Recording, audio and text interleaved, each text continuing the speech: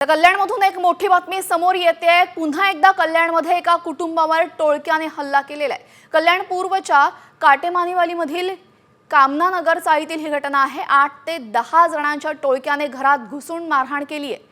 ही संपूर्ण मारहाण सीसीटीव्ही मध्ये चित्रित झाली असून कोयता, लोखंडी रॉड आणि लाकडी दांडक्याच्या सहाय्याने रमाशंकर दुबेंवर हल्ला करण्यात आलाय। आपल्यासोबत आमचे प्रतिनिधी अभिजित देशमुख या संदर्भात अधिक माहिती देण्यासाठी जोडले गेलेले आहेत। अभिजित, नक्की काय घडलं होतं? काही वैमनस्य होतं का?